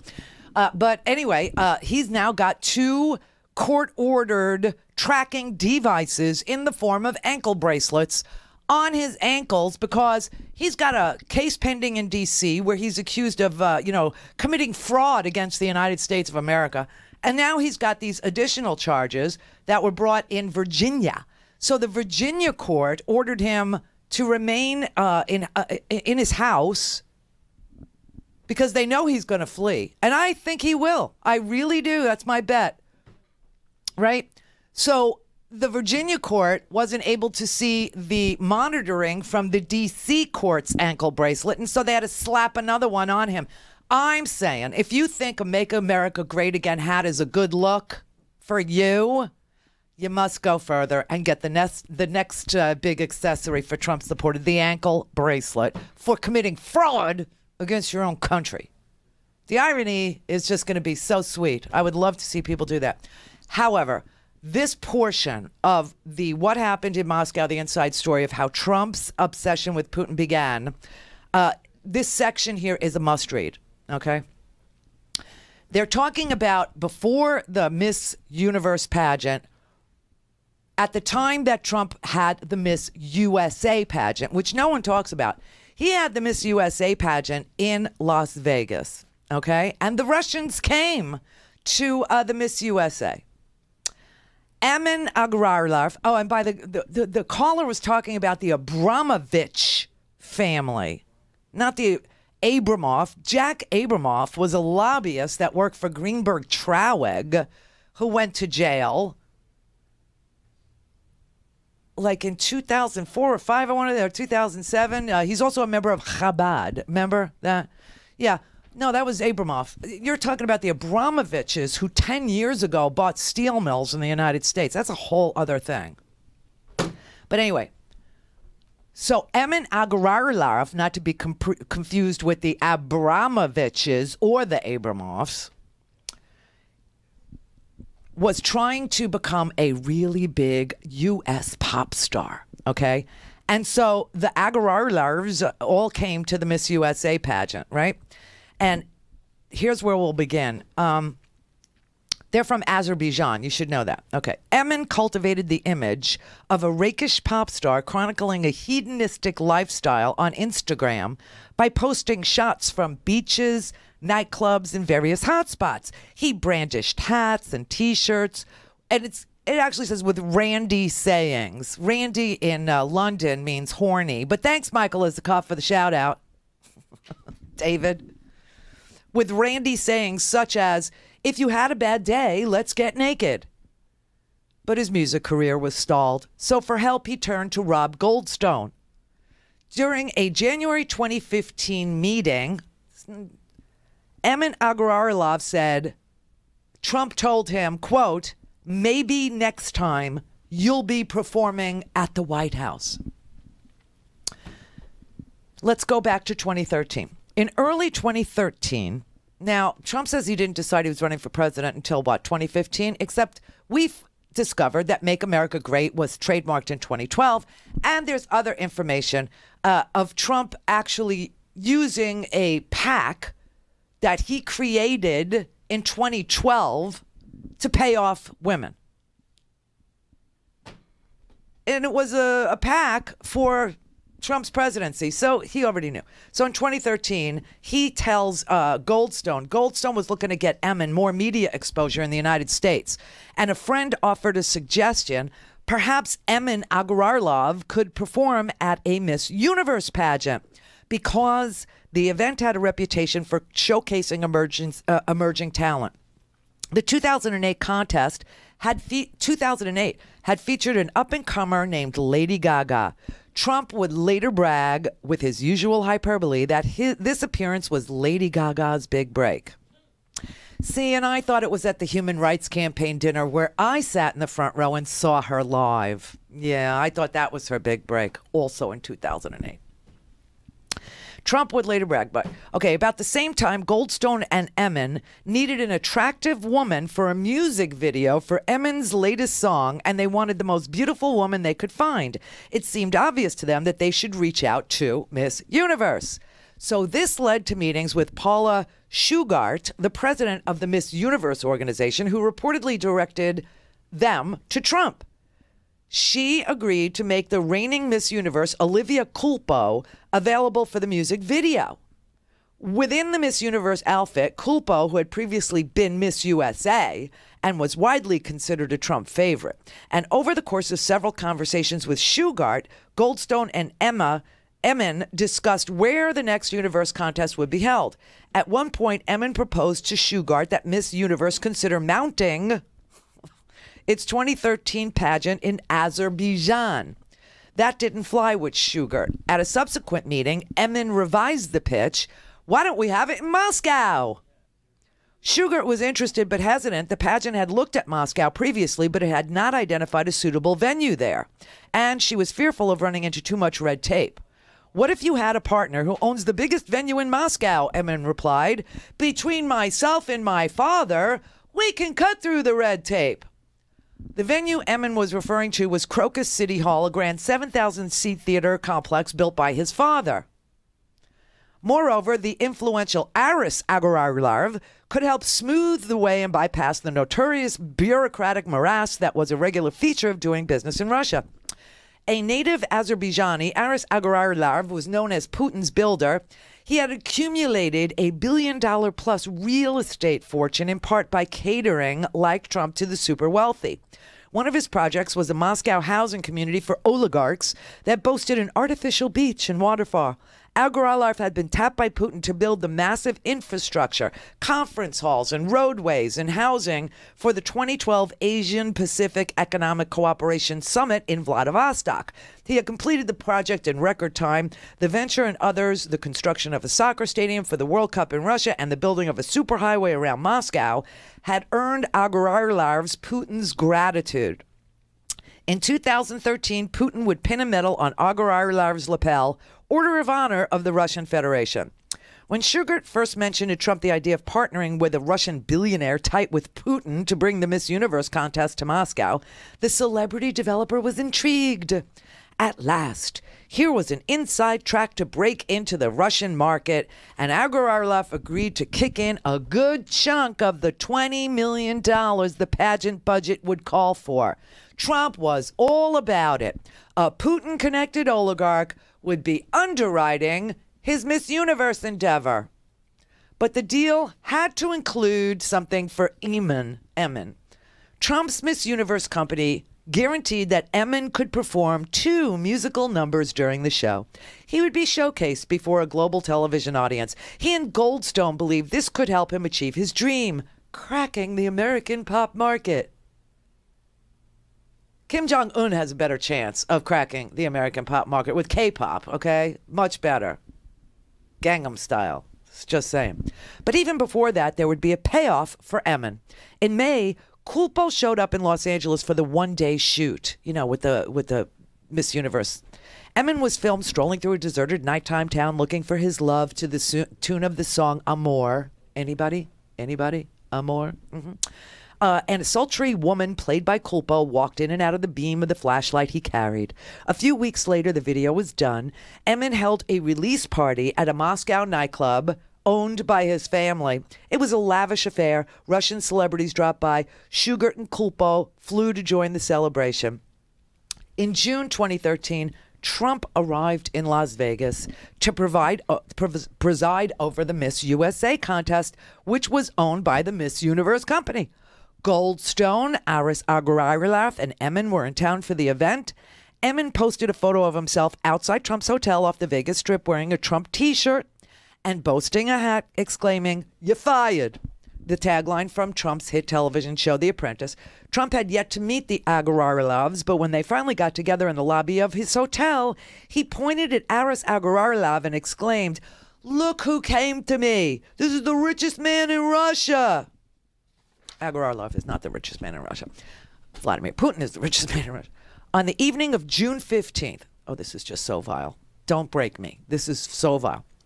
On the evening of June 15th, the two Russians and their British publicist were planning a big dinner at Cut, a restaurant located at the Palazzo Hotel and Casino. Much to their surprise, they received a call from Keith Schiller, Trump's longtime security chief and confidant, his bodyguard, informing them that Trump wanted to join their party. "Sure, please come." At the dinner, about 20 people in a private room were arranged. Emmett sat between Trump and Goldstone. Aris Agarilov was across from Trump. Michael Cohen, Trump's personal attorney, acted as the businessman's consigliere. You're out, Tom. He was on the other side of Goldstone. Also at the table, and for people who follow this Russian story, this name is just going to pop out for you, but if you don't, it's okay. Also at the table was an unusual associate for Trump, Ike Cavaladze, the U.S.-based vice president of Crocus International, an Agarilov company. In 2000, okay, you want to know who Ike Cavaladze is? In 2000, the GAO, our Government Accountability Office, they issued a report. And their report identified a business run by Ike Cavaladze as being responsible for opening more than 2,000 bank accounts at 2 U.S. banks on behalf of Russians so that they could launder $1.4 billion from individuals in Russia and Eastern Europe around the globe in an operation that the General Accountability Office said, quote, was for the purpose of laundering money. Now, for legal people, for the purpose of laundering money is straight to the point. Got to give it to him. His main client, Ike Cavaladze's main client, was Crocus International. Ike Cavaladze told the General Accounting Office, "It's a witch hunt." Funny, Russians know American slang, don't they? Witch hunt. Anyway, Trump was charming. He was solicitous of his new partners. He asked Aris, "What kind of jet do you have?" He said, "I got a Gulfstream 550. The Russian billionaire quickly noted, though, that he had a Gulfstream 650 on order. I don't know. This is just so strange to me because when Rush Limbaugh talks about his Gulfstream, you know, they're always talking about their Gulfstreams. It's just such a small world, isn't it? The things they talk about amongst themselves, Rush, Trump, Ike, Aris, Agarilovs. Interesting. But Trump said, if that were me, I would have said I was one of the only 100 people in the world to have a Gulfstream 650 on order. And then he said, see, there's nobody in the world who's a better self-promoter than Donald Trump, talking about himself in the third person. When it comes to doing business in Russia, it's very hard to find people there you could trust, he said. We're going to have a great relationship, he said. After the dinner, part of the group headed to an after-party at a raunchy nightclub in the Palazzo Mall called The Act. Shortly after midnight, the entourage arrived at the club. The group included Trump, Emin, Goldstone, Culpo, and Nana Merriweather, the outgoing Miss USA. Trump and Culpo were photographed in the lobby by paparazzi. The club's management had heard that Trump might be there that night and arranged to have plenty of Diet Coke on hand for the teetotaling Trump. The owners had also discussed whether they should prepare a special performance for the developer Perhaps a dominatrix who would tie him up on stage, or a little person transvestite Trump impersonator. What? The group was ushered to the owner's box, where Emin had an unusual encounter. Alex Soros, the son of George Soros, the billionaire philanthropist who funded opposition to Putin, was there as Nana Merriweather, the outgoing Miss USA's date. Emin started chatting with Alex Soros and invited him to see him in Moscow, and Soros said, "You should know, I'm no fan of Mr. Putin. I'm a big admirer of Mikhail Khodorkovsky, the oligarch who turned on Putin, who served time in a Siberian prison for doing that." Emin laughed it off. The act was no ordinary nightclub. Since March of 2013, it had been the target of undercover surveillance by the Nevada Gaming Control Board and investigators for the club's landlord, the Palazzo, which was owned by Sheldon Adelson. Oh my God. After complaints about its obscene performances, the club featured semi-nude women performing simulated sex acts of bestiality and grotesque sadomasochism skits that a few months later would prompt a Nevada state judge to issue an injunction barring any more of its lewd and offensive performances. Among the club's regular acts cited by the judge was one called Hot for Teacher, in which naked college girls simulate urinating on a professor. In another act, two women disrobe and then, quote, and this is from the complaint, one female stands over the other female and simulates urinating while the other female catches the urine into wine glasses. Now, what's also important, I'm just going to stop there, okay? It's all about he's a Europhile, is what he is. He took them there because he knew that Sheldon Adelson hosted this club in his mall and that this is what was featured there. Urination shows. It's just so interesting that this is what the germaphobe is apparently on tape doing in Moscow, and that the first time he took Russians to a sex club, it was a sex club that featured urination acts. Oh, it's such a small world. Everybody talks about their giant Gulf streams and then different streams. It's always about the streams. So the Russians kind of knew what Trump was into.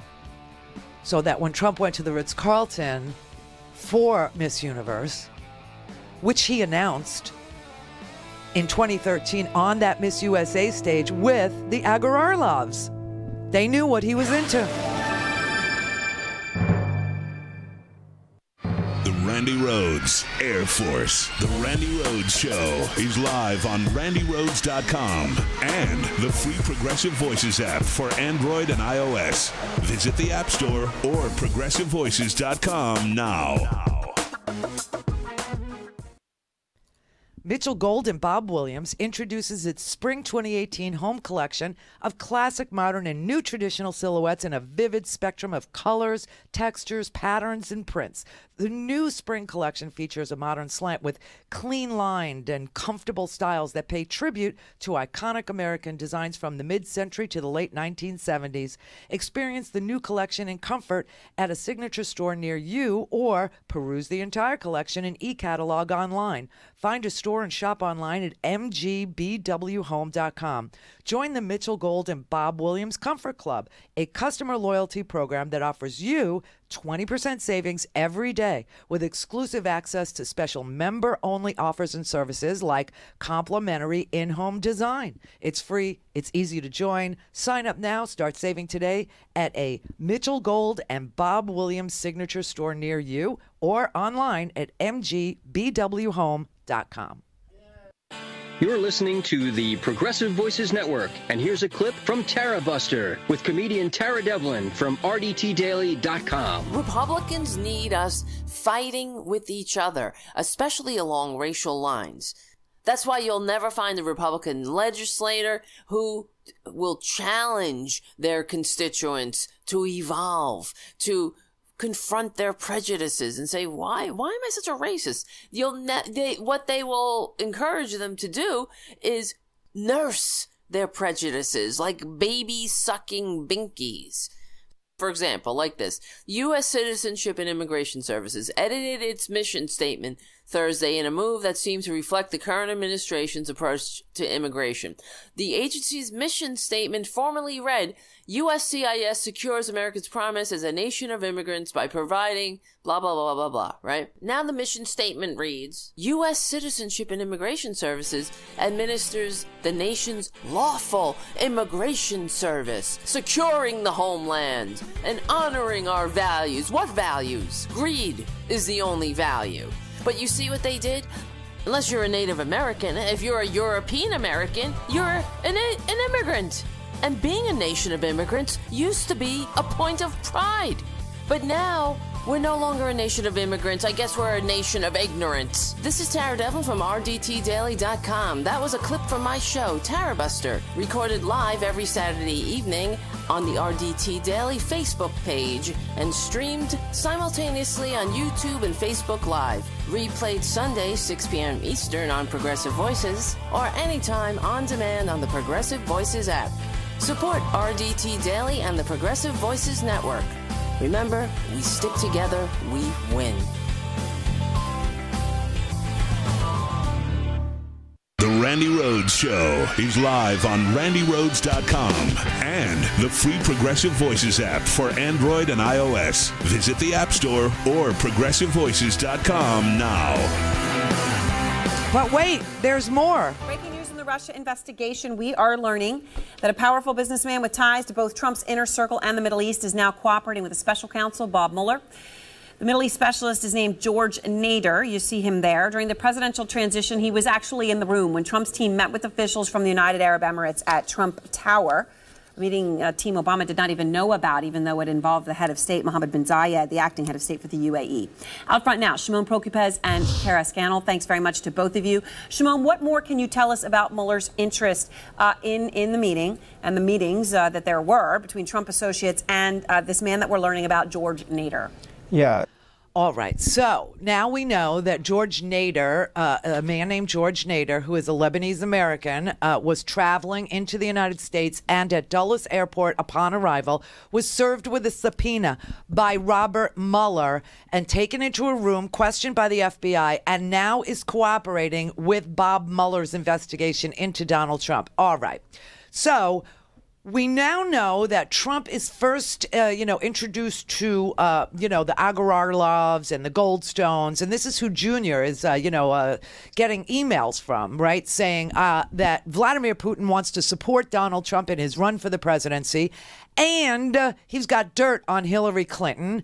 And, why don't you, take this dirt off of our hands and, we can make you president and blah, blah, blah.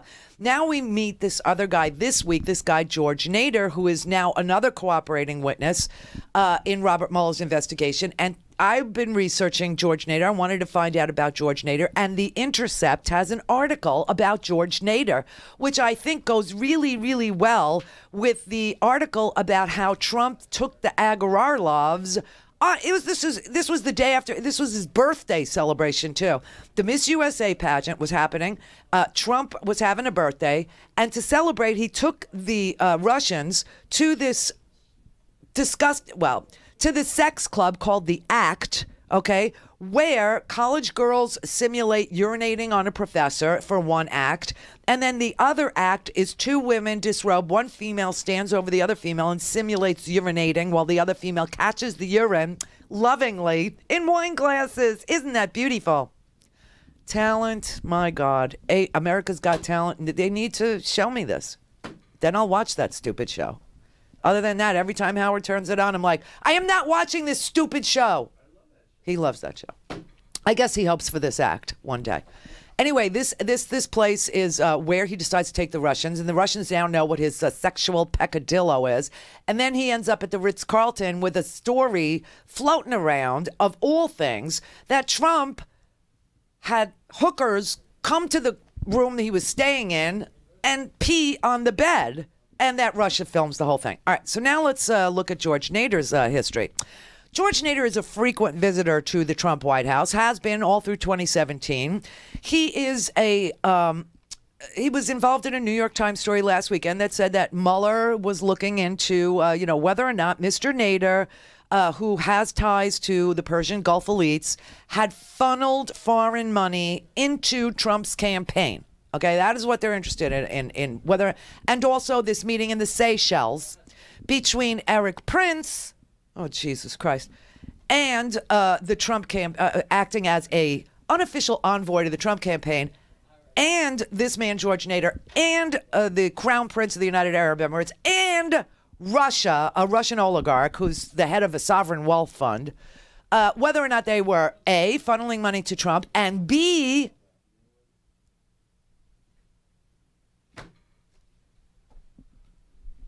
whether or not they were looking to set up a back channel away from the prying eyes and ears of U.S. intelligence, okay? So that they could freely talk to each other, apparently about urination shows and this, because it looks like George Nader, who is now cooperating with Mueller's investigation, had a criminal case brought against him before.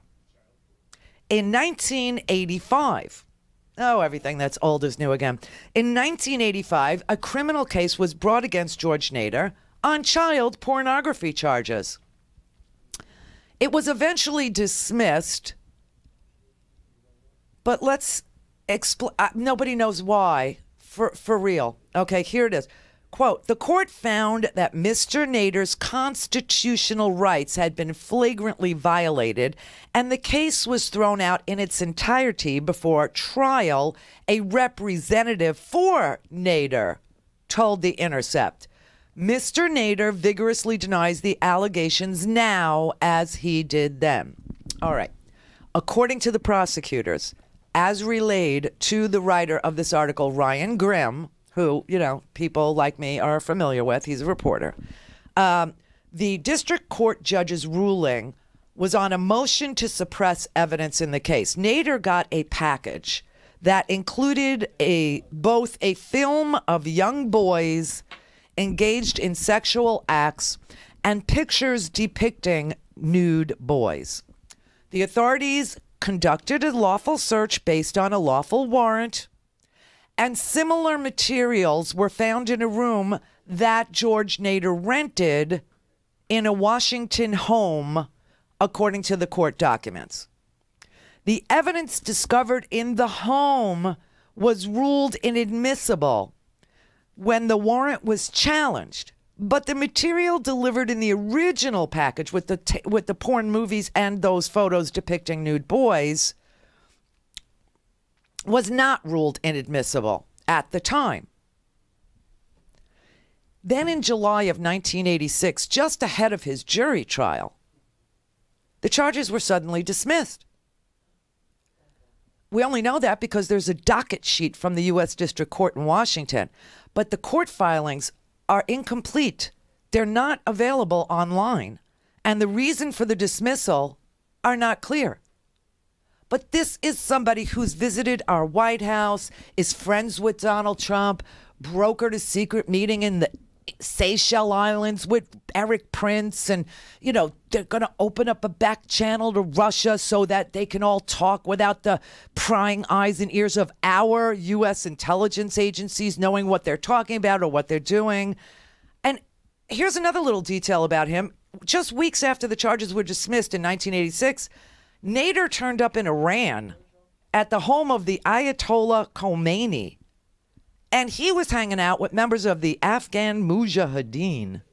And he wrote a story about this for the Washington Post and his own journal, and CNN reported on Wednesday that Nader would go on to work as a go-between to free American hostages in the mid-'80s taken by Hezbollah, the Lebanese militant group. I mean, there's some strange people around Donald Trump.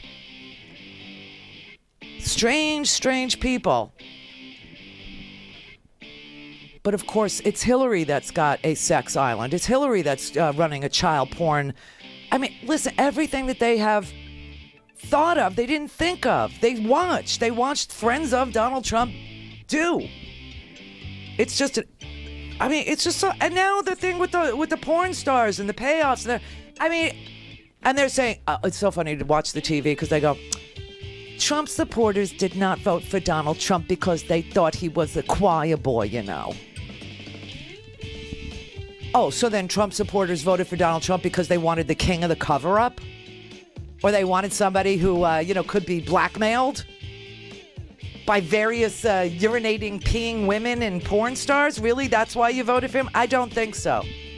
Or to put tariffs on no one, but say that, we're taxing the hell out of steel? To speak to Randi, call now, you bastards. 561-270-3844. Hello. The Randi Rhodes Air Force. Mitchell Gold and Bob Williams introduces its Spring 2018 home collection of classic, modern, and new traditional silhouettes in a vivid spectrum of colors, textures, patterns, and prints. The new spring collection features a modern slant with clean-lined and comfortable styles that pay tribute to iconic American designs from the mid-century to the late 1970s. Experience the new collection in comfort at a signature store near you, or peruse the entire collection in e-catalog online. Find a store and shop online at mgbwhome.com. Join the Mitchell Gold and Bob Williams Comfort Club, a customer loyalty program that offers you 20% savings every day with exclusive access to special member-only offers and services like complimentary in-home design. It's free. It's easy to join. Sign up now. Start saving today at a Mitchell Gold and Bob Williams signature store near you or online at mgbwhome.com. Hi, I'm Laura Flanders of The Laura Flanders Show. Watch every week on Free Speech TV, Link TV, YouTube, or if you're in New York, CUNY TV. Prefer to listen? Subscribe to the free podcast at lauraflanders.com. I end every week with a commentary. I call it the F word. Here's this week's. There's a phrase I remember from interviewing West Virginia miners' wives. When the whistle blows, everybody goes. In an accident down the mine, anyone's loved one could have been hurt, so everybody turned out. Today, our tragedies are more discreet. Neoliberalism's done its best to privatize our problems. Education, employment, wages, housing, health. These are things the private sector likes to negotiate with each of us in private. Our rights, our privileges, where we live, our access to stuff is often a matter of how well we're able to negotiate with bosses and banks and loan officers and school administrators. When West Virginia teachers declared victory with a 5% raise and returned to their classrooms March 7th, they were modeling something very different.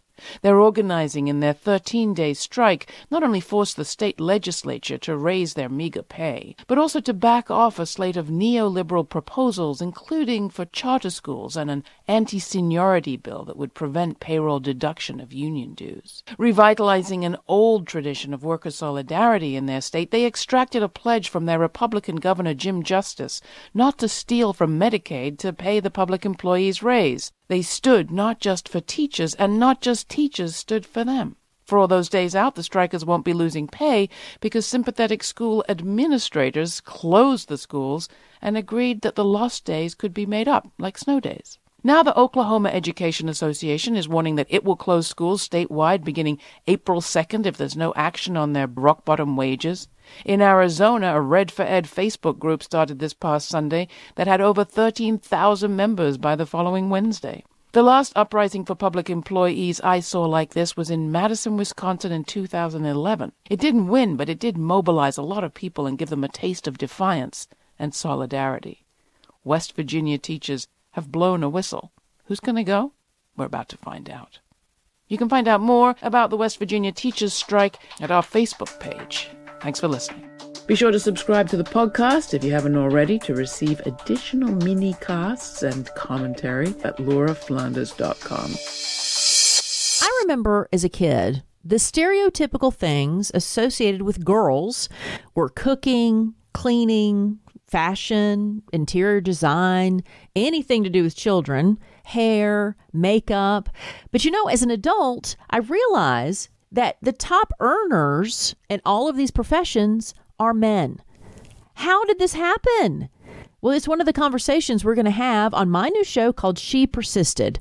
I'm your host, Melissa Carter, and as a media personality, a lesbian, a single mom, and a patient with a chronic disease, I can tell you, I certainly have some opinions.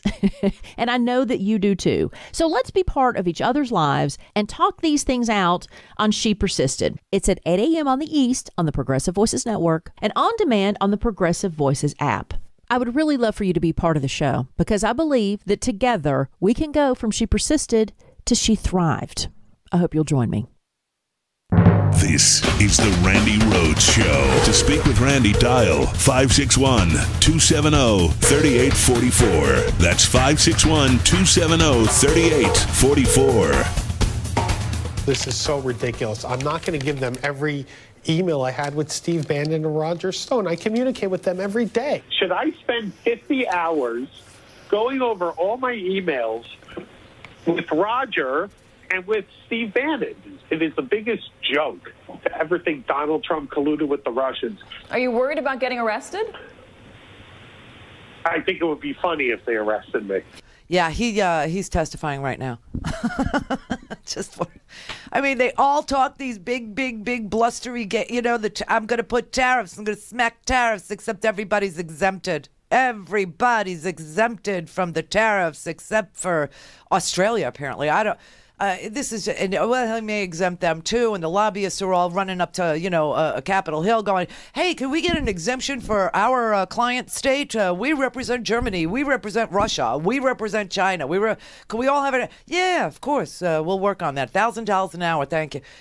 I almost kind of want to go up to Capitol Hill, hire a lobby. I'll hire Howard to go up to Capitol Hill and get me a grant to study something that's never been studied. Sure, video games and violence have been studied. The 400 studies show no link between being exposed to violent media in general and aggressive behavior, aggressive thoughts, or angry feelings. The University of Michigan, the Michigan University said the evidence points to either no relationship between playing video games and violent behavior or an insignificant link between the two. They say that,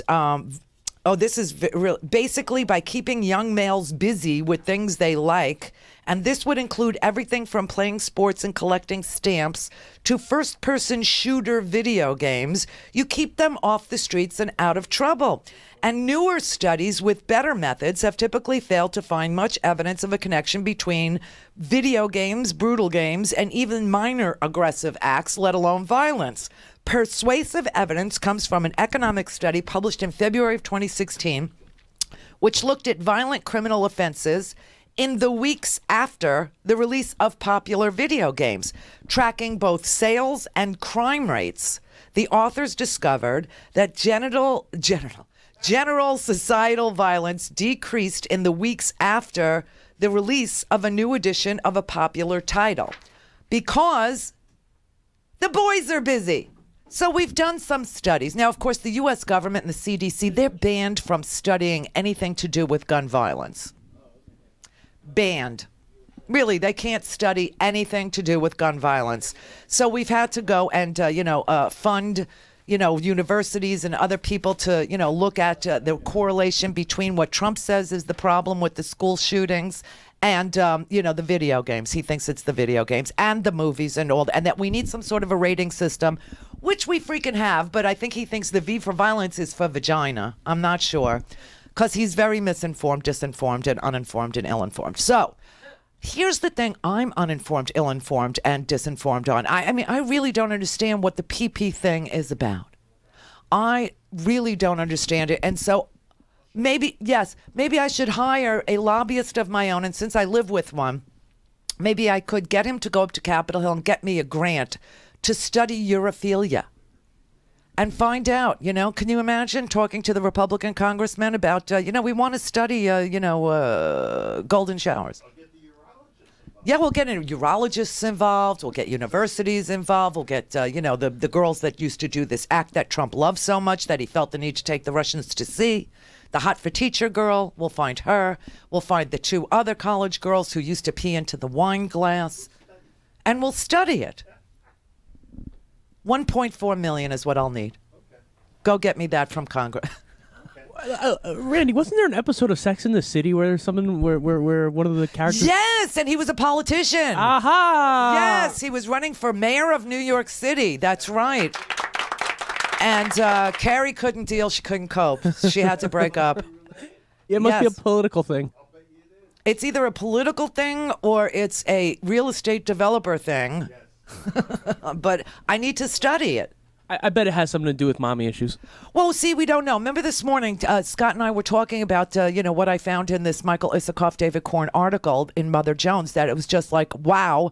And so I said to him, we were talking about it, and I go, what is that about, really?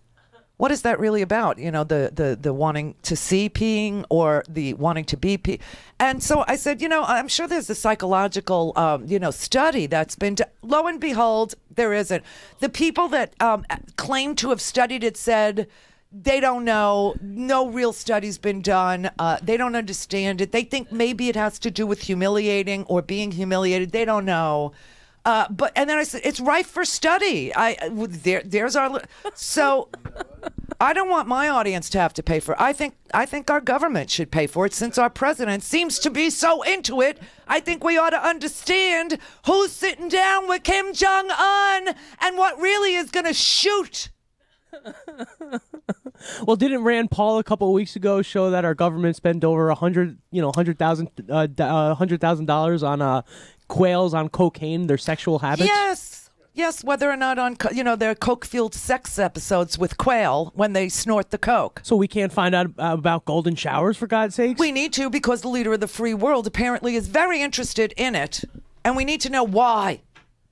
Oh, God. Everybody sits and diagnoses him on the TV, right? And we even had the discussion amongst the psychologists about whether that's cool or not cool, or you're loud or you're not. Screw that. I want to understand what his sexual fetishes are, and then I'll understand him. It could be a thing kind of like, how they say the most homophobic men are really in the closet? Yeah. Well, he's a germaphobe, right? So maybe in actuality, behind the door, he loves the germs. But in public... You see, I don't know. I need to understand him. That would explain him hanging out with Steve Bannon so much. I mean, look at the quality of the human. George Nader into child porn. Epstein used to have the boy parties, right? And he was friends with him. Roy Cohn died of AIDS. All the people around Trump seem to be hiding something that's, driving their personality. And if I could get a grant from our government to study urophilia, the love of urination, I think I would be, maybe, we should do it before the meeting with Kim Jong-un. Maybe they share something. Maybe there's something, that we could bond, they, really do world peace over, a urination show or something. I don't know. But what a thing to lobby for, because we don't understand. I don't understand. I don't even understand what the ankle bracelet is about. I don't. I mean, why people hate them or love them. But I definitely don't understand this, and I did start looking into it. And, all the jury is out. Everybody that began to study that particular fetish has given up. By the way, you want to clear out your cookies when you get home tonight, Randy, because you might get some things pop up. Yeah, I was researching it. I actually I research like the weirdest crap anyway. I mean, if anybody ever, got a warrant for my computer, they go, oh, this girl needs to be. I used to think the same thing. And they'll send me to Willowbrook or something. Because I'm so curious. I mean, you say something to me, I have to look it up. I mean, when I saw the Seychelles Islands meeting back in 2017, of course, right? I went, and not only did I have to go to Google Earth to see where, in fact, this beautiful chain of islands is, and that it was a chain of islands, and that it was in the Indian Ocean. But then I had heard that something had happened at the Four Seasons, so I had to actually zoom in on the Four Seasons and see, the bungalows. And then I tried to book a room to see what it cost, because that's what happens. That's what happens with me. So when I was reading this Michael Isikoff, David Korn story, I was like, I wonder what this is about. I want to understand him. Do you know? And that's kind of why I opened the show with he's Caligula, because the only thing that they've concluded so far about it is it has something to do with humiliating another person. There aren't any studies. You see, now Howard's researching. You see what I mean about this? We need a grant. Howard. It's a virgin field. It's a virgin field. Paul in Woodinville. Well, unless you have a bladder infection, urine is sterile. So I think that does fit in with the germaphobe. That's right. We said that before. You're right. That's true. Yeah, it is the most sterile fluid of the body. Everything else, you could pick something from any other body fluid, but not urine. But here's the thing he says is that I'm standing here, I'm watching this horribly violent video game that Barron is playing. I'm wondering, how is this possible? I'm thinking, stupid fucking parent. Is that how it's possible? Why are you sitting there? Why are you watching it and letting them play it? Take it away from them. If that's your concern, here's the other thing. What do you think the link is between violent behaving kids and practicing the piano? Okay. Oh, Paul. He's always Sharon in Ithaca. Hi, Randy. Thanks for taking my call. Oh, yeah. You do need to thank me, people. You do. I thank you. I try to listen to you every day. I've been working and I just started listening. Oh. I saw you in Buffalo twice. I saw you in Ithaca when you went off the radio. I loved it there. I love Ithaca. Yeah. God, that's such a great town. Yeah, well, it's a little bit... It's expensive. Insulated. Yes. A little too insulated with too many liberals. Just because you have Cornell doesn't mean you get to stick up my ass. I was thinking, oh, this would be lovely. I could get a little house on the lake. It gets to be like 9,000 degrees down here. I'll do the show from there in the winter. Oh, no, not a chance. You have to move a little bit outside Ithaca. I even looked at the Finger Lakes, just saying, yeah. Yeah. So I saw you in Ithaca, and then when you went off the air, I cried to your telephone operator. Oh, small world. So me too. But now you're back. Now you're back, and I love it, and you're great. And I hope people in Congress are listening to you. I do, too, and I think they are, actually. I hope they are. Well, if they weren't, they would come on the show, because you could tell, but they're not. I mean, they're staffers. Every producer and the Seychelles thing. Yes. I mean, you're brilliant. The Seychelles thing, I listened yesterday. Yeah. That's terrific. And then remember that Jared was also trying to set up a back channel with the Russians in New York at the Russian embassy. I mean, we'll use the Russians' own embassy. I mean, how stupid do you have to be? Like, we don't wiretap the Russian embassy. The wheels of justice turn slowly. They do. They're coming. I hope. Thank you so much for everything you do. Thank you. You live in a tiny little slice of heaven up there. Yeah. I hope you appreciate it. Yeah, I do. All right. Yeah, it's a really, really nice town. Oh, it's so cool. Tom in San Bruno, California, make it good because you're probably the last one. All right. Well, all I can say is, I was telling your screener a couple days ago that we need to get this House flipped, and we need to ask for articles of impeachment. If they flip the House, I will be writing a letter to my Congresswoman Jackie Spear and Nancy Pelosi to insist that we've got to end this madness that's going on, because the Republicans have just opened the gates, the floodgates, and they are such enablers of this man. And Thank you. And one has to wonder why. Is it because they're all pervy and they all, or is it because they all know that they were the recipients of largesse from Russia, meaning money has somehow ended up in their re-election accounts? Oh, that's probably the big question. I think they're most likely. I cannot explain to you otherwise why they are putting up with this man and his lunacy and his habits that mock and mimic Caligula, and his lack of policy, his failure to get any deal done. The only thing that got done was tax. How's that tax cut working out for you, Tom? Not good, because it's not good at all. It's just not. I got nothing. Money. I just, Oh, by the way, everybody, it is tax time, so please support the show. Thank you. Don't worry, I'm supporting the show, Randy. I mean it. I'm not kidding. I just looked at the tax bill. The approximate tax bill. Oh, I'm shaking in my shoes here trying to run a business, but oh God. Anyway, it didn't do anything for small business. It didn't do anything for me. It did for the pass-throughs, like the real estate developers, the lawyers. Right. I mean, this is so sick. What'd you get, $12, and then they put $1 trillion on our tab? Go read through the homework today. You'll see the tax cut didn't work out for the forgotten man, The tax cut worked out for senior executives and corporations who did exactly what Democrats said they would do with it. They did stock buybacks to prop up the prices of their company's stock and make themselves richer. Oh, Jesus. And the only reason why that got through is because the GOP always wanted that. But where's the wall? Where's the immigration bill? Where's the infrastructure bill? Where's the replacement for Obamacare? He can't. Oh, we got to get Congress in a room. Oh, please. Have a great weekend. Go to RandiRhodes.com for the whole thing and a podcast. Buy a stinking podcast.